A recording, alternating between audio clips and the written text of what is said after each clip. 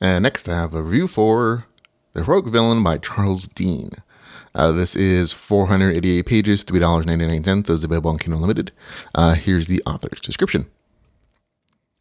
Although he was once the promising young CEO of a successful corporation, Lucas abandoned everything he knew and retreated from both the real world and his demanding life following a horrific accident.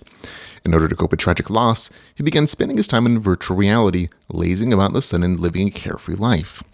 When he learns that his escapist paradise is being threatened and is about to disappear, however, Lucas is once again forced to take action and do what he does best: take charge. With newfound purpose, Lucas desperately begins making plans that will not only save the world that he has come to love, but also propel him back into the spotlight once again, only this time as the villain. In this GameLit LitRPG, Lucas overthrows local lords, assumes command of evil Imperium force, begins designing a dungeon that no player would ever want to miss out, as he struggles to evolve his monsters and create an entourage of minions in order to become the greatest villain ever. However, Lucas realizes that things aren't going to be as easy as they initially seemed.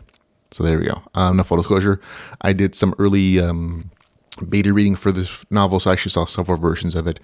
So this is going to be a pretty honest review because I know some of the flaws that were fixed in overtime. This is a highly entertaining story for me, at least, that not only gives you some good action adventure, but turns the hero trope around a little bit.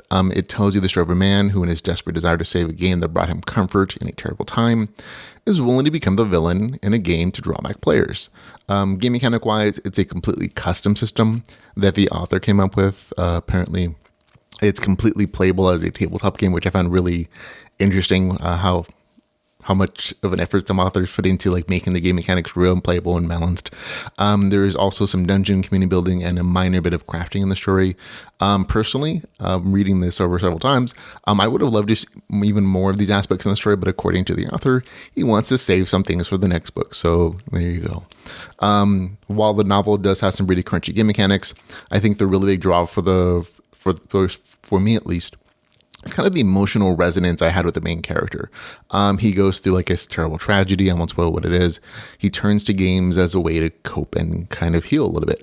And I think the story really reflects what a lot of gamers would do or have done in situations like this.